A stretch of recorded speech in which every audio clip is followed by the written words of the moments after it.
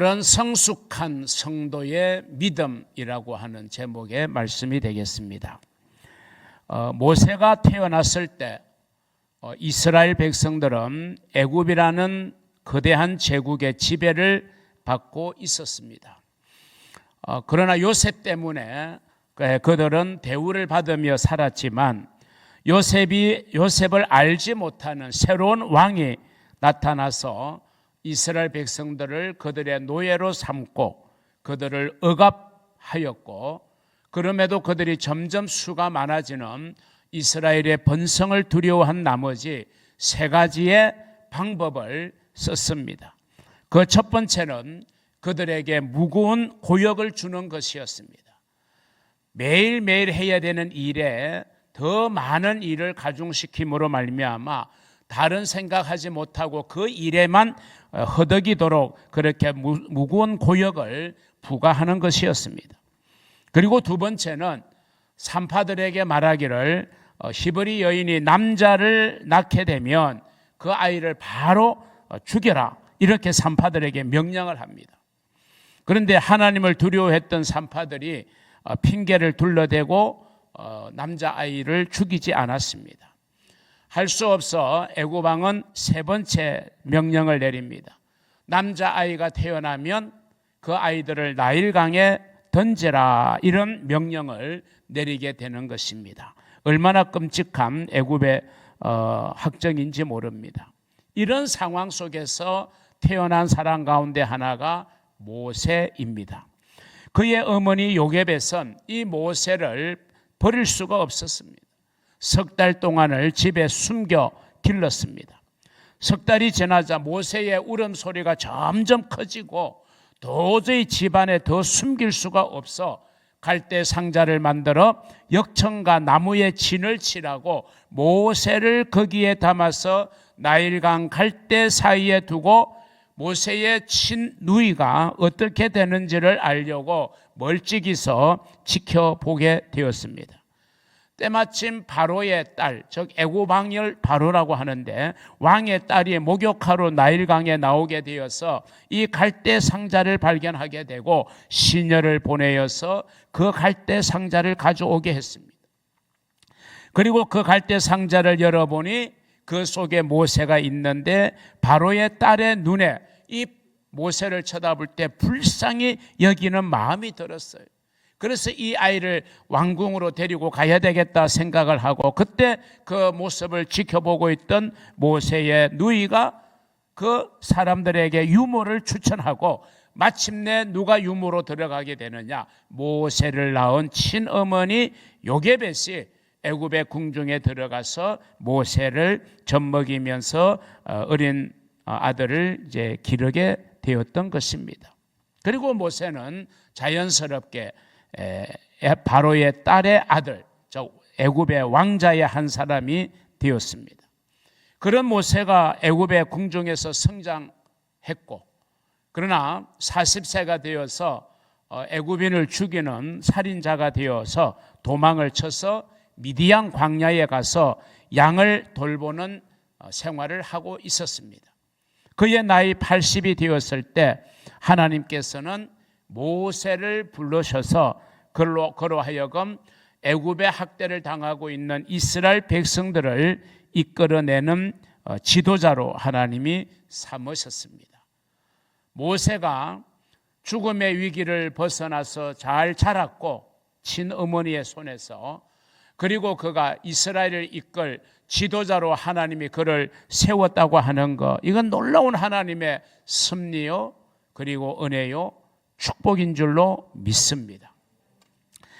불신 가정에서 자라나는 제가 믿음을 가진 사람이 되고, 부족하기 짝이 없는 제가 목사가 되어서 오늘 이 자리에 있다고 하는 것이 제게 주어진 은혜 중에 은혜요, 하나님이 저에게 주신 축복 중에 최고의 축복이라고 저는 그렇게 믿고 살아가고 있습니다.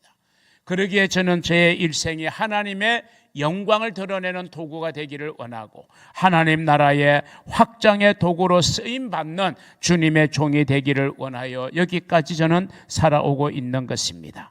오늘 이 자리에 모인 성도 여러분들이 많은 세상 사람 중에서 믿음을 가지고 사는 믿음의 사람 되어진 것, 이것이 여러분에게는 은혜 중에 은혜요, 축복 중에 축복인 줄로 믿으시기를 바랍니다.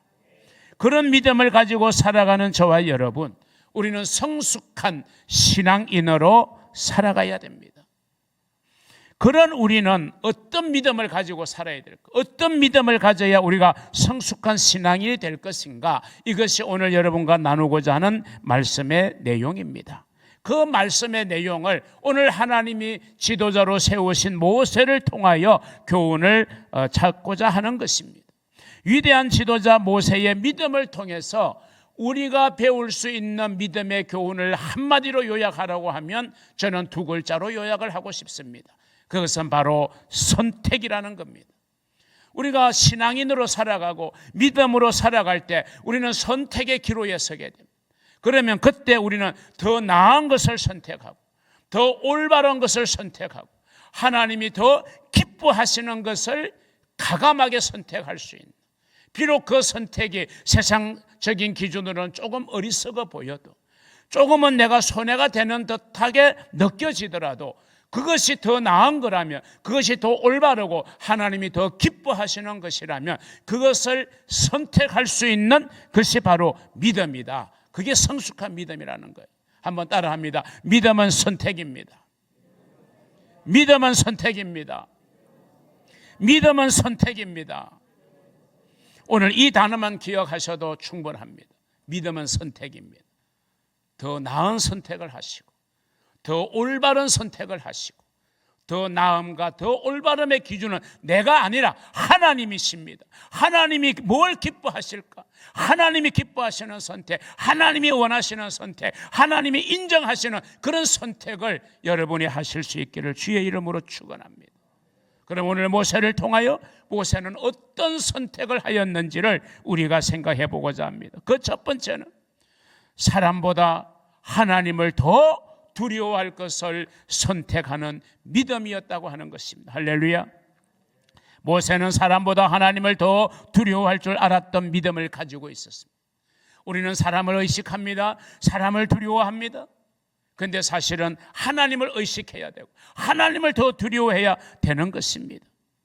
여러분, 오늘 본문의 모세의 출생을 도운 산파들, 또 애굽왕 바로의 명령보다도 하나님을 더 두려워했기 때문에 히브리 여인이 남자아이를 낳는다고 해서 그 아이를 태어나면서 죽게 만들 수가 없었던 거예요. 왜? 하나님이 두려우니까.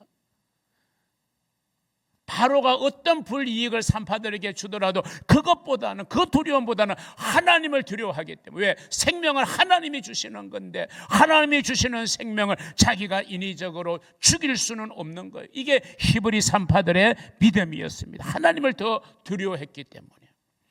오늘 출애굽기 1장 17절을 보시면 그러나 산파들이 하나님을 두려워하여 애굽 왕의 명령을 어기고 남자 아기를 살린지라. 뿐만 아니라 모세의 부모도 바로의 명령보다는 하나님을 더 두려워했습니다. 히브리 산파를 통해서도 남자아이를 죽일 수 없었던 바로는 히브리 사람들에게 너희들 가정에 남자가 태어나면 그 아이를 즉시로 나일강에 던져버려야 된다라고 명령했지만, 그런데 모세의 부모조차도 바로의 명령보다는 하나님을 더 두려워했던 거예요. 오늘 보면 히브리서 11장 23절을 보세요. 믿음으로 모세가 났을 때에 그 부모가 아름다운 아이임을 보고 석 달 동안 숨겨 왕의 명령을 무서워하지 아니하였으며. 아멘. 왕의 명령을 하나님보다 더 두려워했다면 어찌 모세를 3개월 동안 집에 숨겨둘 수 있었고, 어찌 갈대 상자를 그 안에다가 넣어서 차마 자기들의 손으로 아들의 생명을 해할 수 없어 하나님께 이 아이의 생명과 미래를 맡기고 갈대 상자에다가 아이를 넣어서 나일강에다가 갖다 두었겠습니까? 우리 신앙인들은 이 모세처럼, 모세의 부모처럼, 그리고 히브리 산파들처럼 사람을 두려워하지 말고 하나님을 두려워하는 신앙을 가져야 할 줄로 믿습니다. 우리가 하나님을 두려워한다고 해서 하나님에 대해서 공포심을 가지거나 무서워해야 된다는 그런 의미가 아니에요. 하나님을 두려워하라는 말은 하나님을 경외해야 한다라고 하는 사실이에요.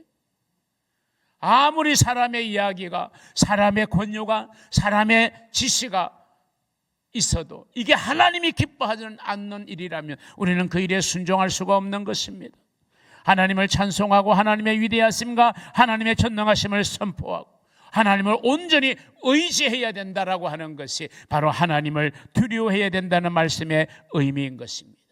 그리하면 하나님을 경외함이 세상의 두려움을 극복할 수 있는 능력이 된다는 사실을 우리 신앙인들은 경험하게 될 것입니다. 모세는 얼마든지 궁정의 화려함 속에서 머물 수도 있을 수도 있었지만 그는 세상과 구별되는 믿음의 삶을 살기로 결단하고 선택했습니다.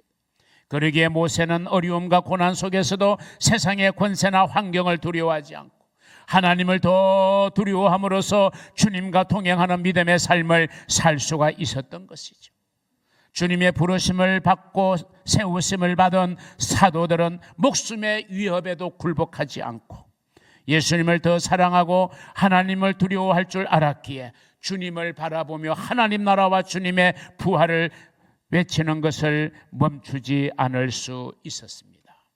우리가 사람보다도 그리고 환경보다도 하나님을 더 두려워할 줄 아는 믿음의 선택을 하는 그런 복된 성숙한 신앙인들이 되시기를 주님의 이름으로 축원합니다. 두 번째, 모세를 통해서 우리가 배우는 믿음의 선택의 내용은 무엇입니까? 죄악의 낙을 누리기보다 하나님의 백성과 함께 고난받기를 선택하는 믿음.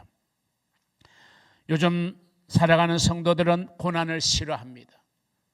매여 있는 것을 싫어합니다. 그래서 세상에 나가면 세상은 쾌락이 있고 즐거움이 있고 우리에게 낙을 가져다 주는 듯이 보입니다. 그래서 사람들은 신앙이 주는 하나님 안에서 느낄 수 있는 영원하고 참된 기쁨을 경험하려고 하기보다는 세상이 주는 순간의 즐거움과 기쁨을 더 의지하고 추구하는 이런 모습을 살아가고 있는데, 우리가 신앙인이잖아요. 우리는 세상 사람들과 같은 방식으로 살아가서는 안 되잖아요. 그렇기 때문에 우리는 모세를 본받아 죄악의 낙을 잠깐 누리는 것보다는 하나님의 백성과 함께 오히려 고난받는 그것이 우리에게는 더 큰 영광이고 기쁨이고 감사인 줄로 우리는 알기에 그것을 기쁨으로 믿음으로 선택하는 것이 성숙한 신앙인 것입니다. 오늘 본문 히브리서 11장 25절은 이렇게 말합니다. 도리어 하나님의 백성과 함께 고난받기를 잠시 죄악의 낙을 누리는 것보다 더 좋아하고. 여러분, 이게 비정상이라고 생각하십니까?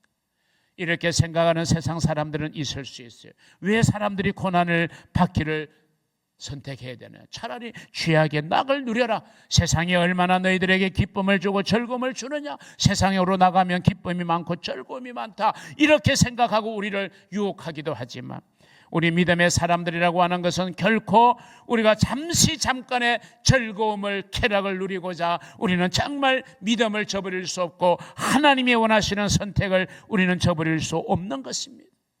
모세는 이 말씀대로 잠깐의 죄악의 낙을 누리기보다 하나님의 백성과 함께 고난받는 믿음의 길을 선택하였습니다. 이것이 바로 믿음의 위대함인 줄로 믿으시기를 바랍니다. 믿음의 사람들은 비전에 사로잡혀 있는 사람들, 생각 없이 사는 사람들이 아니에요. 우리는 분명한 비전이 있습니다. 하나님이 주신 꿈이 있고 희망이 있고 목표가 있습니다. 그것이 있기 때문에 우리가 세상의 낙에 마냥 젖어서 우리는 살아갈 수가 없는 것입니다. 비전은 나를 둘러싸고 있는 환경 너머를 바라볼 수 있게 하는 위대한 힘이 있습니다. 그러기에 믿음을 가진 사람들은 현재의 안락한 삶보다는 비전이 있는 삶의 삶의 모습을 살기로 선택하는 것입니다. 모세를 통하여 우리가 배울 수 있는 믿음의 모습, 애굽의 화려한 궁정에서의 생활보다 비록 광야같이 황량한 곳이라 할지라도 하나님과 동행하는 삶을 살기로 선택하는 것, 이것이 바로 모세가 우리에게 보여주고 있는 참된 믿음의 모습인 것입니다. 그렇습니다. 모세는 미래가 확실하게 보장될 수 있는 공주의 아들로서의 삶을 과감하게 내려놓고, 다시 말하면 세상의 부귀 영화를 추구하는 자리를 포기하고 오직 하나님의 백성과 함께 고난받는 것이, 이것이 참된 기쁨이요 즐거움으로 여길 줄 아는 멋진 신앙의 모습을 오늘 우리에게 보여주고 있는 것입니다. 여러분은 어떤 신앙의 모습으로 살아가고 있습니까? 세상도 버릴 수 없고 하나님도 버릴 수 없고, 하나님이 주시는 기쁨도 누리고 싶고 세상이 주는 죄악의 쾌락과 즐거움도 누리고 싶고, 근데 여러분, 성경은 분명히 말합니다. 우리는 두 가지를 섬길 수 없다. 두 주인을 섬길 수 없다. 하나님과 재물, 하나님과 세상, 이 두 가지를 겸하여 결코 섬길 수 없는 것입니다. 중국의 고사성어에 이런 표현이 있습니다. 동가식 서가숙이라는 표현이 있습니다. 동쪽 집에서 밥을 먹고 서쪽 집에서 숙박, 잠을 잔다, 이런 의미의 고사성어죠. 그거 계속 좀 세워놓으시고요. 자, 중국의 어느 마을에 한 처녀가 살았어요. 그런데 이 처녀에게 두 군데서 청혼이 들어오는 겁니다. 한쪽은 재산은 많은데 얼굴이 아주 못생긴 동쪽 마을의 총각이 있고, 또 한쪽은 얼굴은 정말 잘생겼는데 지지리도 가난에 빠진 서쪽에 사는 총각에게 청혼이 들어왔어요. 그런데 둘을 다 선택할 수는 없잖아요. 이에 부모가 둘 중에 하나를 택하라고 하자 그 처녀는 쉽게 결정을 내리지를 못합니다. 그러다가 물었습니다. 아버지, 내가 밥은 동쪽에서 먹고 잠은 서쪽에서 자면 안 되나요? 부유한 집에서 생활의 혜택을 누리고 잘생긴 사람과 저녁에 지내면 안 되냐라고 물어보는 거예요. 그게 동가식 서가숙이라는 단어의 뜻이죠. 여러분, 될 말입니까? 안 될 말입니까? 여러분, 믿음대로 선택하십시오. 이 동가식 서가숙이라는 말은 지조가 없는 사람, 욕심이 많은 사람을 비꼴 때에 주로 쓰이는 중국의 고사성어입니다. 이걸 우리가 표현해 볼까요?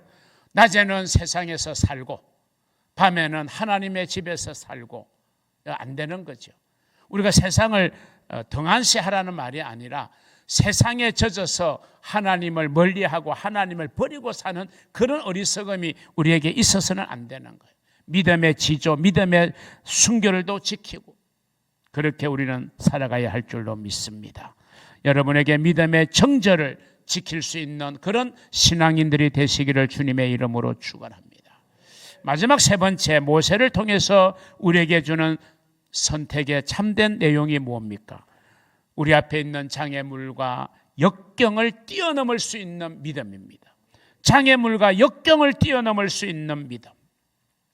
모세의 믿음을 통해서 우리가 배울 수 있는 믿음의 교훈, 모세가 이끌었던 이스라엘 백성들의 행진을 가로막았던 홍해 앞에서, 그리고 이스라엘 백성들을 계속해서 추격해오는 애굽의 말탄 군대의 추격 앞에서도 얼마나 그것이 모세의 눈에는 큰 장애물이요 역경으로 보여졌겠습니까?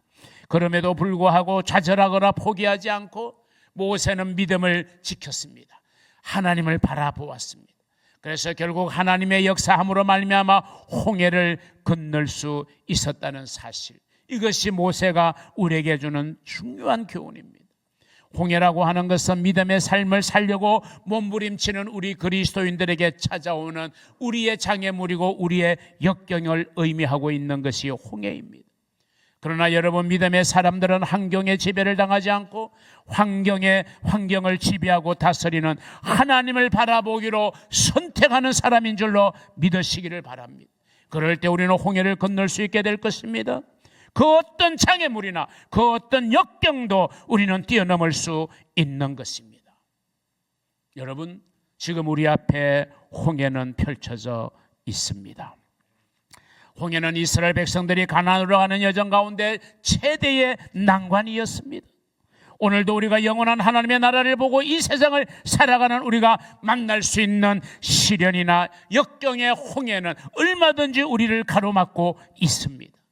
그 시련과 역경의 바다를 우리는 어떻게 건너가야 할까요?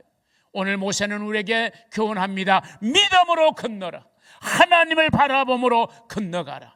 그렇습니다. 넘실거리는 세상 속에서 우리는 어떻게 하나님의 자녀다운 모습을 가지고 살아갈 수 있습니까? 믿음을 가지고 우리는 걸어가야 됩니다. 하나님과 동행하며 걸어가야 됩니다. 하나님을 바라보고 하나님의 손을 붙잡고 나아가야 할 줄로 믿으시기를 주의 이름으로 축원합니다. 오늘 하나님께서는 우리에게 모세와 같은 믿음을 요구하고 계십니다. 믿음으로 생각하고 믿음으로 선택하는 믿음의 사람으로 살아가기를 하나님은 원하고 계십니다. 사랑하는 성도 여러분, 믿음은 선택입니다. 선택의 기준은 내가 아니라, 내 생각이 아니라, 내 의지가 아니라 믿음의 선택의 기준은 하나님이 기뻐하시느냐 하는 것입니다. 하나님이 기뻐하시는 일을 선택하는 믿음의 사람들이 되시기를 주님의 이름으로 축복합니다. 그럴 때 그분들 위해 하나님의 놀라운 은혜와 평강의 복이 그 앞길에 가득 하시기를 주님의 이름으로 축복합니다. 할렐루야.